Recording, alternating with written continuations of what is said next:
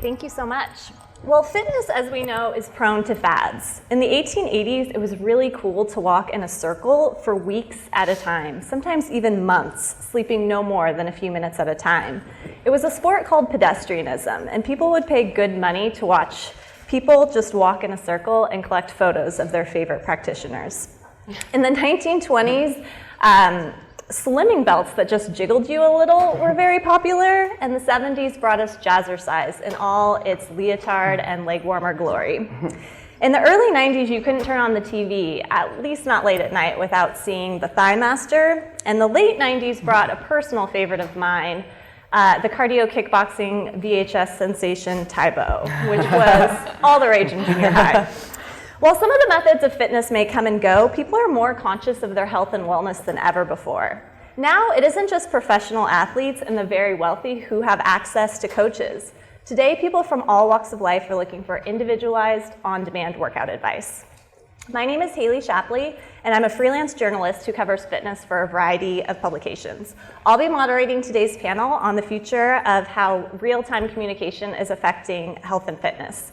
Unlike fads like the shake weight, destined to shake themselves straight into obscurity, live and interactive video is here to stay, and we're just at the beginning. We're lucky today to have 3 panelists who are on the front lines of integration of RTC and wellness. First, we have Shayna Schmidt, who is the co-founder and VP of Operations at LiveKick, a video platform that connects personal trainers and yoga instructors with clients across the globe. While working as a personal trainer, Shayna was hired by LiveKick co-founder Yarden Tadmore to train him via FaceTime while he was traveling. They, from there, got the idea to bring the concept to a wider audience. Next, we have Lauren Foundos, CEO of Forte, which live streams boutique studio classes from boxing to ballet-inspired bar. In her previous career on Wall Street, in order to fit fitness into her busy schedule, Lauren would take her clients to work out before their evening events began. And finally, we have Sharma, the founder of Meditation.Live, a wellness platform that features more than 180 live classes around the world. Through meditating under some of the top gurus in Asia, Dee realized the power of a live class versus a recording. So thank you so much for joining us. Just a reminder, we'll have questions at the end, so be thinking about what you might like to ask the panelists. Dee, I wanted to kick things off with you. I know you're not new to startups, but this is your first time in the health and wellness industry. What attracted you to this space? That's a great question. First of all, being first time in health and fitness, you see the ratios change, like 3 women and a guy. Yeah. The next, it will be all dudes, I think, the next tech track. So I think a lot of us, while we're working hard to make our startup successful, raising venture capital, hiring, working nonstop, we don't realize when we get burned out. Burnout is a serious issue. It happens to a lot of us. It took me 6 months to realize I was burned out. And then my wife basically said, let's just quit our jobs, and I was on my 3rd startup and traveled the world. So we were out traveling, and in Thailand met this amazing monk who essentially for the first time taught me how to meditate. And I really was listening to my own thoughts on who I was and introspecting, and I was like, okay, I need to do this for more than just me and my wife and get the product out there. And because the key was having this teacher in Thailand who was just amazing, and then after that I went to India to do a bunch of these meditation retreats, I said the only way to bring that out to everybody is to do a live virtual sort of studio, which is sort of the start of this journey. But yeah, I mean, it's very different than my previous startups. Like we start with meditation every morning, and we don't try to stress out. We try to find like work and life balance. That I wasn't doing before, so I would strongly advise that. I think that reminds me of the term self-care, which I don't think was even a thing 5 years ago, and now people are realizing how important it is to incorporate fitness and wellness into their daily lives, more like brushing their teeth as opposed to getting their nails done or something. Do you think, what are some of the factors that are driving this, the popularity of health and wellness right now? Yeah, I mean, I think the rise of chronic disease is real. It's happening, and it's very scary. And I think people are seeing that, and I think people want to be healthier. It's just about if they can self-motivate, which is one of the things that we try to solve with LiveKick. It's really hard to get yourself to create a habit from scratch. If you are someone, maybe in Middle America who is not accustomed to going to a gym or doesn't have access to the boutique studios that I do in New York City or you guys do here. It's really hard to be like, cool, today out of nowhere, I'm just going to decide to start something at 6 a.m. But if you have an accountability person in your life, whether that's in person or through one of our products, I think that makes it a lot easier. Great. So we've talked about sort of why fitness, why wellness. Lauren, video's been done before, pretty famously by Jane Fonda back in the day.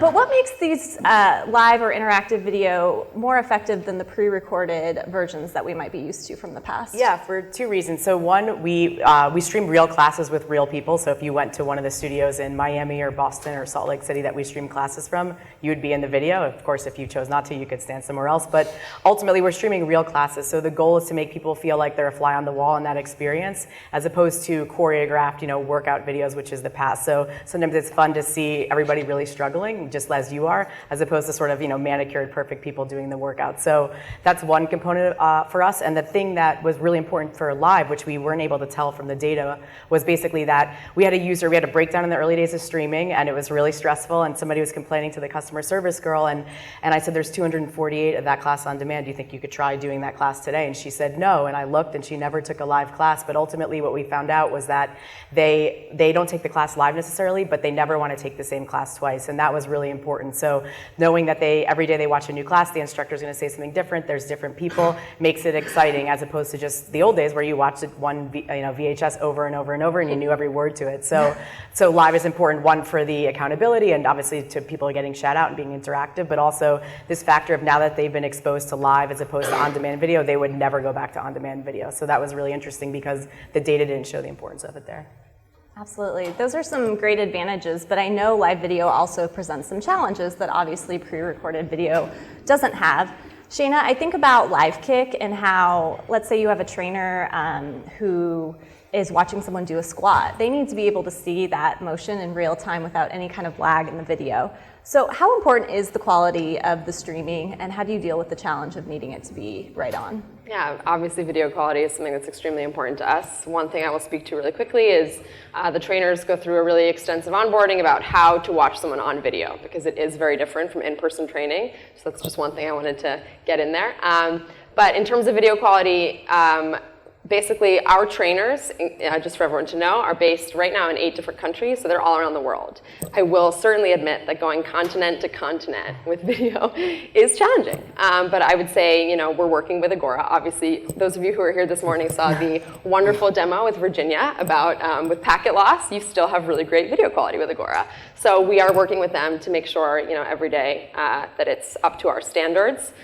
We do things with our members. For example, in our iOS app, we have a connection speed check feature. We encourage members to be in control of knowing their internet speed in a given location. So let's say I'm working out from my apartment. I'm going to run that connection speed check. I'm going to see if my internet speed is good enough. Okay, it's not. Maybe I'm going to try then in my apartment gym or somewhere else. If I'm outside, probably maybe not going to have the best. So we put the agency kind of on them to see, is it good enough? And we show them those numbers. Great. I imagine for the rest of you, connectivity is also an issue. Is this one of your bigger challenges? I will make an interesting example. There's user connectivity, obviously speed at home, but the teachers that are broadcasting, their internet speeds have to be great too. And in the early vision that we had was we're going to broadcast from Tibet and all parts of Thailand and this and that. And turns out, well, internet is very bad when it rains. Little things that we didn't know. And so we had to really rethink about live connectivity and sort of platform we're providing. So to the teachers of the East, we've actually moved them to an audio live platform than just video being mandatory. And from a user perspective, I think there's a lot of tools to sort of monitor that. But I do think live, I think 5G I'm very super excited about. I don't want to miss that. I think 5G is big, it's coming. I think that'll enable more of what we're doing, because I think our internet speeds are still a limitation for certain things we want to do. I think the future is definitely going to be a lot easier and better. So. I think, yeah, video is the most important thing. That's what the people are paying for. So if it's not working, then their subscription fee in our case is sort of useless. So obviously it must work. I think our business model is slightly different from theirs. So we have we partner with big company studios to be able to broadcast from there. And so we set up the streaming environment. We demand a certain amount of upload and download speed to be able to ensure that the streams are exported properly. And so we don't have a full TV production studio similar to Peloton, but we are able to guarantee a certain output. Then obviously the end user may not have the best internet, and that would be their own problem. But yeah, that's the most important factor, is it has to work. To be able to go to the gym, think you're going to work out and watch a class and then not work, then people are really mad, right? So that's the most important thing for us in having redundancy and all that stuff to be able to Totally. ensure. And when we're onboarding trainers, they have a very extensive process. One of the first things that kind of is like, do they even get a phone screen, is they upload pictures of their upload and download speeds. So we would never even consider moving forward with somebody whose space doesn't have what this requires. Great. On the topic of challenges, I've heard from instructors who have done live stream content that is a little bit different than teaching in person. It's kind of like you're hosting a television or a radio show almost, in addition to teaching the class. How do you vet your boutique studios or your fitness instructors or coaches to make sure that they can translate the energy that they have in person to this medium? So it's a great question. I'll take a crack at it. So we've been live for about 12 weeks or so. The company's 11 months old, so we're learning a lot as we go. But we have double users like every week for the last few weeks, so tens of thousands of users. It's great. So we have a lot of data to see what's going on. When we initially launched, I was hoping to replicate a live retreat environment. So you go to a meditation retreat, you sit with the teacher, and sort of interact. But that doesn't work in online streaming. We quickly realized that anytime the teacher is quiet or not speaking, it creates a really awkward environment for those who are watching the teacher. And you're trying to solve these problems that are not technical problems. They're more human interaction problems. And so what we've done, we call it a hybrid format, where we basically have this sort of panel discussion with the teacher. Because our whole idea is, if you want to meditate, it's in the head. It's not a physical thing. You can't look at meditation. You have to discuss and talk about the concept. So we basically start with a question answer with the teacher, and then we invite the audience to start asking questions. And so the whole format has become like this interactive learning format, rather than like a broadcast, which is Peloton is really a broadcast, right? Ours is very interactive, and that's working really, really well. So if anybody's trying that, I would strongly encourage a very interactive platform. It works really well.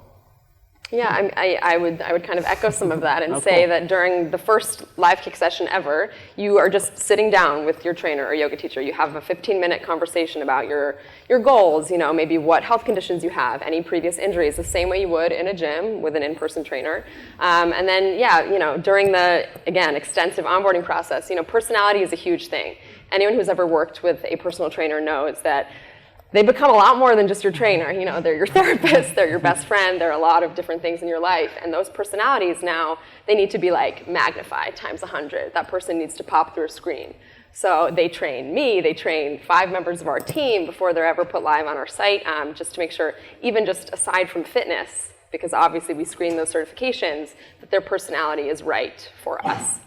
Yeah. Absolutely. Yeah, our business model is slightly different, again, because we're streaming from the studio. So basically, we're giving our business partners basically in a SaaS sort of the ability to broadcast beyond and make money from beyond the 30 people that can physically attend their class. So ours is more of a hybrid balance between focusing on the people in the room as well as making the people remotely feel welcome to it. And then for the studio, obviously, they can make infinite amount of money as opposed to what their physical brick and mortar space can be, as opposed to being totally catered to a one-on-one experience. So ours is, we're B2B2C. We're partners with the studios first, and then the consumers are obviously, we're sort of a conduit to creating, a bigger studio for the studios. And Lauren, is a good group fitness instructor in person always a good group fitness instructor on your streams? Yeah, typically they like the same people. And I think the fun thing for us too is that, if you watch our classes, and Peloton's sort of proven this out, but let's say you watch it every day, then you show up to New York City on Tuesday at 9:30, and this person is teaching, and the lady you like to watch her there, and the fact that you could then be in your show that you're watching every day after you, either worked up the courage to be there or whatever it may be, is like blows people's minds. It'd be like watching a movie and then you're on the set. And I think that's what this is really changing. And in the old days, you couldn't find Jane Fonda. You don't know where she films that, right? Like you couldn't get to her. But now you can fall in love with this trainer and be a part of this community and then go show up and see it. And that blows people's minds. That's very cool. Yeah. I would have loved to find Billy Blanks and Yeah, exactly. What if you could just go see him at Oakland? I did see him in January at a fitness convention. I was very excited. Wow. What can you tell me about your audience and who's attracted to working out in this type of way? Yeah, I can start. I think for us, it's kind of several angles. One is the busy professional, somebody who doesn't have a ton of time. That's how my co-founder and I met. Yarden was a really busy entrepreneur and wasn't making time for working out. He was like, let me find a trainer to train me online. Somebody who can't make the class times, who doesn't want to cater to the schedule that this gym puts out. Now, because you have trainers all over the globe, you can do it pretty much any time of day. We offer sessions pretty much every waking hour. One other, kind of target market that we found almost by accident is special conditions, but primarily pre-postnatal. A lot of women during pregnancy or after pregnancy don't necessarily want to go to a gym. Maybe they feel insecure about how their bodies have changed, or when they've recently had a child, they can't leave that baby at home, but they still want to get a workout in. Now, so many sessions, we hear from the trainer that a baby is there the entire time, or, it was hard to talk over the crying today, but it's fine. But this is a really wonderful option for people like that. And any sort of special conditions as well works really well for us. And just one last thing is something I think we all struggle with, which is accountability. Again, anyone who just needs that added punch of, I paid for this and I have a real person who is showing up at 6 a.m., I better be there. Most of our personalities tend toward obliger personalities. We are accountable to somebody else more than we are to ourselves. So people like that, AKA everyone. Yeah, I think also it's important to point out there's 59 million people that go to the gym, but there's 260 million people that don't work out and go to the gym. I'm not a great meditator, so for me to go on a retreat would be nerve-wracking for me. So streaming is a good conduit for people to, enter these markets like you're saying, or obviously a function of time, but to be able to work up the courage to enter these markets because the majority of people don't work out. That's the reality, or do these things. Yeah, I echo that. I think getting people to sit down and close their eyes is the hardest thing. Yeah. No matter it is in person or virtual, I think that's the challenge, getting people inside the gym or open the app, What we've done, so we are actually B2B, so we sell to companies and, HR down. We do a lot of internal competition. So we get the top meditator of the week awards. We do a lot of these games and rewards that, get people to show up. Essentially, showing up is the problem. Well, we also do community meditation, so you can meditate with a bunch of people together. So there's a sense of community, which you can build a really good virtual community. Yesterday we had 120 people doing it together at a specific time. So I think that's really encouraging. But I think ultimately for all of us, encouraging people to work out or meditate is the purpose. Getting them taking care of their personality or personal health is the purpose, right? And it's a lot easier than getting in the car and going to the gym for sure. So we are definitely ahead, than the brick and mortar game. And a lot of people just don't live close, in our cases, to a trainer or have a gas station within 20 miles of their house. And technology is enabling them to be able to access these things. And for our case, in gyms across the country, the biggest one is Planet Fitness, and they don't offer classes. So streaming classes into those gyms where they're trying to keep the cost down, economical, gives the studio the opportunity to disperse their content, and for the gyms the ability to have it without having to pay instructors and have that kind of stuff on top. And gym intimidation, I don't know if you've heard that word, but that's real. People are afraid to go into a gym. They're afraid of not looking cool or strong in front of others. Now, you think about the idea too, you can learn the moves in the privacy of your own home, and then you can show off in public. It's kind of great. Yeah. People want to be fit before they go to the gym, exactly. which is, I'm always the whole point in the gym is to get fit, but people think they need to wait until they're in shape to finally go. Definitely. You've each mentioned something that kind of surprised you, or that you had to learn as you went along, like silence doesn't translate over the transom, or people won't take the second class twice, or postpartum women are a great target. Is there anything else you've learned that's really surprised you that you wouldn't have predicted when you first started? I can say people have a tougher time in a virtual environment than they have in a real environment interacting or feeling, because a lot of times they don't have a camera on. If you're a one-way camera, it's kind of weird than two-way camera, So I feel like we're still learning the best way to do it as a community, but we're definitely far ahead than anything else, so it's bleeding edge. But so I feel like the growth of online video conferencing is helping the industry dramatically, because how many times do we actually just do a video conference than actually going somewhere, right? Including people are doing video conferences a block from each other. They're not even meeting them in person. So I think the whole change in culture is encouraging people to interact online video, and that'll help the sort of workout industry as well. That's a very good point. I think I've been surprised that when I tell people that we're two-way video, they still don't grasp that the trainer sees you. They're like, oh, so it's a streamed, class. And I'm like, no, two-way. The trainer sees you. And also I'm surprised because to me it's so much safer because your trainer is watching you. You're not just doing a squat wondering, am I doing this correctly? Or doing plyometrics when you've had knee surgery or something like that. Now somebody is actually correcting you and making sure you're not only doing things safely, but also programming just for you. And it's happening in real time. Okay, you struggled with this move today. Next time I'm going to give you this variation instead. So I guess something that's been surprising is just how much it is really new for people still, despite how much they're using this idea in an office setting or with their family.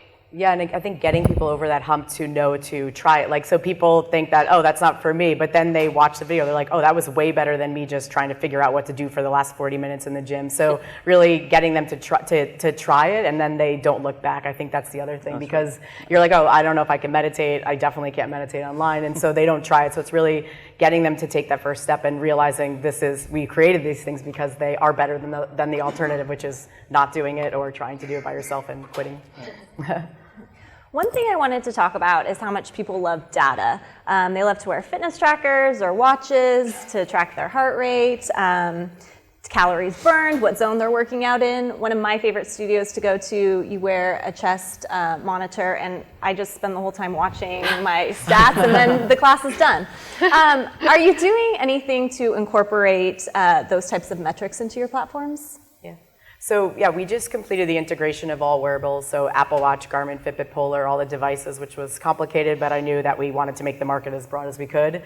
And so ultimately to create live leaderboards for people to track their performance in real time and then compete with other people. I think the main reason that I thought that was so important was, one, the Fitbit was really groundbreaking and people needing to get 10,000 steps. They would walk around their house to hit the number. It did trigger something and an awareness in people, and I think that's important. So being able to use that data to go away from the narrative of, lose 20 pounds before the summer and all the way that it was, as opposed to just saying, hey, this is working for you. Your heart is working more efficiently. You're sleeping better.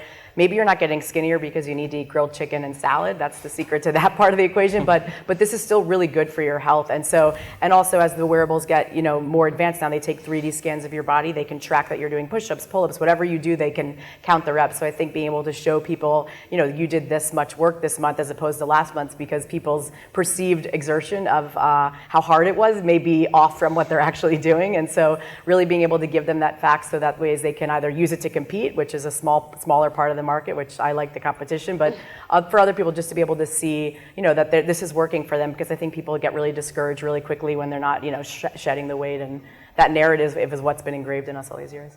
Yeah, knowledge is power, right? So we've integrated with Apple Watch. This is something that we have a lot of plans to develop more in the next few years. We realize that the trainer seeing the heart rate is huge for a lot of reasons. I think, you mentioned maybe it's Orange Theory. That's what I'm thinking of the class with the strap. But when I take those classes, it's like, okay, how can I be better? But it's also sometimes if my heart rate's in a zone that nobody else's is in, I'm like, oh gosh, something is wrong. So the trainer can kind of see, okay, it's a really spiked heart rate right now. Maybe I need to calm them down a little bit. Or if it's a really fit person, maybe I can kind of capitalize on that, push them harder, keep them in their fat burn zone. So there's ways on the trainer side that you can kind of play with that, and then obviously also the knowledge for the member. What's my resting heart rate? Most people don't even know, and that's an important part of your general health. And we, again, that's something that it's great that you've integrated like across the board, and we have a lot of plans to develop that further. It's a little different from meditation because you don't want to be too competitive meditating. How zen, how low you can get your heart rate. Yeah, so we did this leaderboard early on, top meditator leaderboard, and we got feedback like, okay, what do you want me to non-stop meditate and to be top 5? So now what we do is we do individual tracking. So there's a thesis, if you do anything for 21 days, you can create a new habit. Yeah. So we have a lot of 21-day related rewards and programs where we'll actually broadcast, say you've done 21-day streaks and so on and so forth, but very subtle nudge to motivate, not as fitness guys would do basically. On that note, I think some people might say the point of meditation is to get away from technology. How would you respond to that? Yeah, it's a great question. Actually, because we do everything live and we have panels, this is a very common question that's asked in our platform. So usually the teachers, and I'm a student, the teachers would say, when meditation is a habit, then you can leave the devices away, right? But to make it a habit, you need support. You need the teachers, you need community, you need to show up every day, you need to get there. I've been meditating for over 2 years. I don't need guided meditation. I just do a timer, and I know I don't want to track my 20 minutes. So if we can get people to just get there, that's all we need, right? So I think you leave technology when you know how to meditate, you've got your practice, you've got your habit, and then we're all winning, right? Definitely. Kind of on a similar note really quick too, what's the thing you see most commonly when you go to a gym? People on a machine texting on their phone. So yes, we are using the phone, but now you're actually taking the distraction away because you're using your phone for the workout. You're not using your phone as a distraction from your workout. Right. That makes sense. Yeah, everyone's walking around the gym with the device now. That's what obviously technology's enabled all these companies to start, right? You're holding your phone, the Wi-Fi is faster. That's what's enabled this whole thing to be. You used to read a magazine, have to remember the sit-up moves that you learned and try to do them there. So I think, like you said, everyone's walking around the gym holding it anyway, so they might as well be using it to watch something productive. Yeah, I look at my screen time a lot, and 2 years ago it was all social media #1, and then now it's like Meditation.Live is #1. So basically, I'm using my device, but to have silent time. So I think that's progress in the right direction, right? Yeah, totally. Absolutely. Shayna, I know a lot of people learn through tactile cues as far as being able to learn a new movement. How do you overcome that challenge in a virtual environment? It's a great question. That was really fun for me when I was kind of developing our trainer coaching manual. There's, first of all, your cueing as a trainer, if you're on LiveKick, has to be absolutely incredible. But there are a lot of ways you can use a surface, to produce that same tactile result that, let's say, if I'm teaching somebody a hinge movement pattern, that I could have my hand or something to help them. For example, just to stick on that movement pattern, if you have somebody stand in front of a wall and tell them to move their hips backward toward the wall till they touch the wall, anything like that that can kind of give them that experience. You're also, one of our big goals with LiveKick is to empower people. Kind of in the same thing you were just saying, Dee, we don't necessarily want people to use us forever. We want to empower people to learn and to create those habits. So if we're actually teaching them to do something completely on their own, where they're using their couch or their wall to feel how a movement should feel, we've found and we've heard from some feedback that it does feel empowering in a way, because you're being coached, but you're still independently doing these moves. But it's a big point of focus because it is scary to be a trainer when you can't actually touch someone. It's at first you're like, how am I going to do this? But that's why we have such extensive training, because we know that it is very, very different and we take it very seriously. Great. Along those lines, how do you make sure the coaches and the studios that you partner with are upholding the same standards that your users would expect? So I can maybe take a crack, because you guys do different things than we would. So for us, it's all about what we call wisdom, which is how much practical knowledge they have, how wise they are. So we do a 3-month sort of interview process where a lot of the questions are, like one question I ask is, if somebody has a loss of a loved one, how do you help them, right? So one of the teachers we have is a monk who spends time with elderly people and kids, and he spends a lot of time in hospitals. So really understanding, if you're in meditation, really understanding people, understanding problems, having experience with those problems in helping people. So that interview process is critical for us. And it's not about how you look, how fit you are, because most meditation teachers aren't that fit, right? It's about how you answer questions. And then we launch them in a beta program where we have a beta test group. So they do that for a month and then they come live to the platform. A wrong answer can be very hurtful to our audience. It has to be very, we have to hold very high standards for that reason, yeah.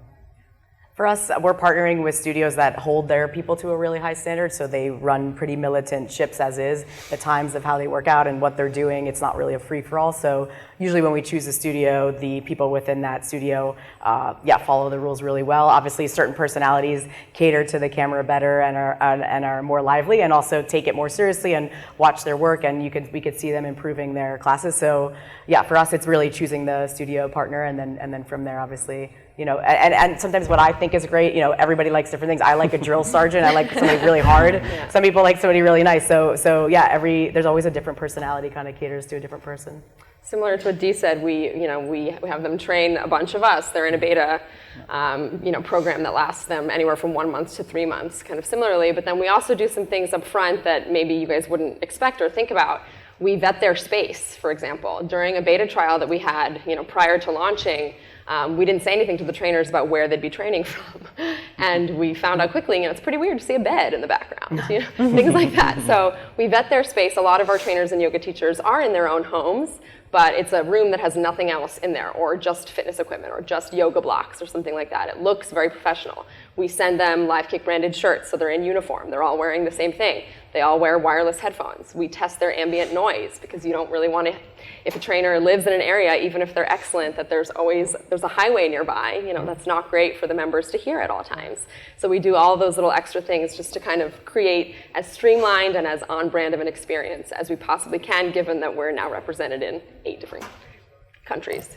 Great, and you also send people a stand for their phones. We do. Which is super. I tried this out before that was a thing, and it's just trying to figure out where to put your phone, and it was a whole thing. We were so joking. you're solving some of these problems. Yeah, Haley wrote an article in 2018 about, how does my trainer see my body if I'm propping up my phone against like a dumbbell rack or something? So we send a free stand for your phone or tablet if you do want to take LiveKick with you. Obviously, many members use a laptop from their living room, but if you do want to take it with you, we send you a stand free of charge. Great. Well, we have some time for questions now. Does anyone have one for our panelists? Yeah, back there.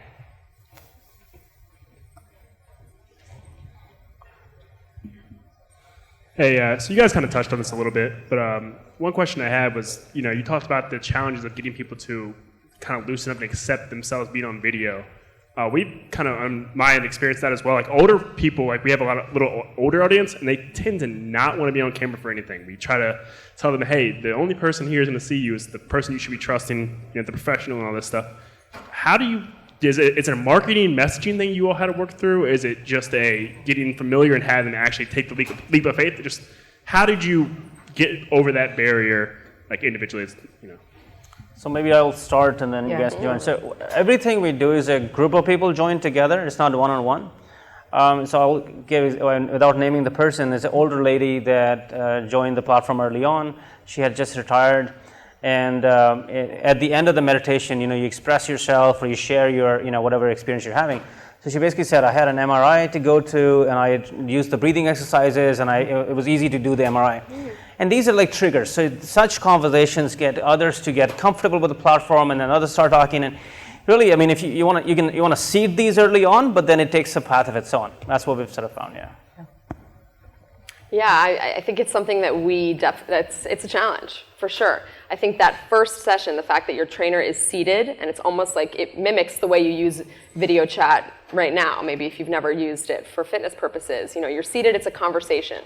That person's job in that moment is to make you feel so comfortable that you will do what they say. But yeah, I think it's new, like we were saying before, and I think there are some pain points. But the more that it's the right person for you, back to the trainer personality thing as well, we try to make as clear as possible the personalities that these trainers have, so that you're not going to pick a drill sergeant if you're more comfortable with somebody who's more of an encouraging best friend. So we feel like if that match is right, maybe when somebody doesn't have a great first session, we always ask them, would you like to try with a different trainer or teacher, just to see if that's a better fit. Also, the idea is your trainer's the one in the big screen, you're in the little screen. So actually some of our older members, I don't even know if they realize that their image is live as well, just because your trainer is really the focus for you. Yeah. Ours is currently not multi-directional, but it will be. But we have, because we're streaming, 50 people in a class and an instructor, we create a dead zone in the studio. So for people that don't want to be on camera, but typically by natural selection, there's people that want to be front and center and rip their shirts off, and there's people that don't want to be on the camera. And ultimately, I always say, it's not about the people necessarily. The focus is obviously the trainer as well. So in our case, people sign video releases because all these random people are in the classes, and so yeah, we do create a dead zone for those that don't want to be on camera, because we don't want to disrupt the homeostasis of the current classes that are occurring. Great. Any other questions? Thank you. We've got one over here. Hi, could you give me your thoughts on what is the potential you think for a live audio only wellness experience? And how do you think where will fall short and where will kind of exceed video, and what type of new interesting interaction you see as could be possible? Thank you. Yeah, I think there are definitely some platforms that exist right now with live audio, and I think it's great. I think we have the option if somebody does want to turn off video and not have video on either side, they could just do live audio. And I think for the experienced fitness persona, that's excellent. Or somebody who's done yoga before. Actually, when I'm training some of our yoga teachers, I actually like to turn off the video and just listen to what they're saying to me. They're maybe still able to watch me. I think really the important thing, though, for us at least, what we're trying to build is that the trainer can always see the member. It's maybe less important for a more advanced individual to see the trainer at all times, but we really do want that, in the moment feedback from somebody actually watching you. And I think that's what you miss sometimes with just audio coming from both sides. So I think for us, we started with mandatory video for everybody, and then we realized, like for sleep meditation, yogic sleep or sleep stories, there's no reason you want your video on or you want the teacher's video on either. You're trying to sleep, right? So I think using the format for what the intended purpose is the right answer. So we use audio only at night. We use video, audio both in the morning. All the panels have video, audio. Just think from a consumer's perspective, not what the technology can do. I think then you just know the answer. Yeah. Yeah, I think that like they were saying, the audio is so important, right? The cueing is the most important thing. If you're doing a downward dog or a push-up, or you're not looking at the screen, you're not looking at the video in that very moment. So the cueing and the audio is essential to being the experience. But also, I think seeing the class, seeing the people, seeing everything is also important to feeling more connected to the experience, right? If you hear somebody's voice, that's one thing, but then to see that person's face is another thing. So I think it just creates a further community, and also in our case, it helps you want to be a part of that place. And if you go there, you know exactly what it's set up like. If you watch our videos and then you actually go to the class, you know exactly where you want to stand and where the mats are and where everything is, even though you've never stepped foot in there before. So you feel like you're a part of the community as opposed to walking into something blindly. So I think they both have a big value, and then also cater to different people, just a personal choice. To me, it seems like crossing the chasm where you have early adopters and then you eventually get to laggards. The online video audio together is for early adopters. Not everybody is comfortable with it. So think about who the audience is and what's their comfort level, and slowly get them there, because it's a learning curve of this. Somebody's watching you is like a big deal. You're not expecting that. So get them there. Slowly. I think. Great. Any other questions? Sure, right here. I would definitely be interested in trying all of your services. I tried a Peloton class not too long ago, and I thought, oh, wow, that's pretty cool. My question is to Lauren. Yep. Are you planning to have studios in LA or San Francisco? Yeah, so we currently have them across the country. Going into new cities is important for us because it gets the local community to know about it. This is the next city that we'll be going to for sure. We're in Miami, Salt Lake City, Boston, Connecticut, New York. We distribute the content into 40 countries, but yeah, streaming from LA is it's one of the biggest fitness cities. So for us, we usually like to go in all different cities because they just bring a different character too. So we stream a studio from Miami that's so Miami, and when you watch it, it just feels so Miami. And so it's fun to see just the different communities too. So yeah, no, LA is one of the next focus for us.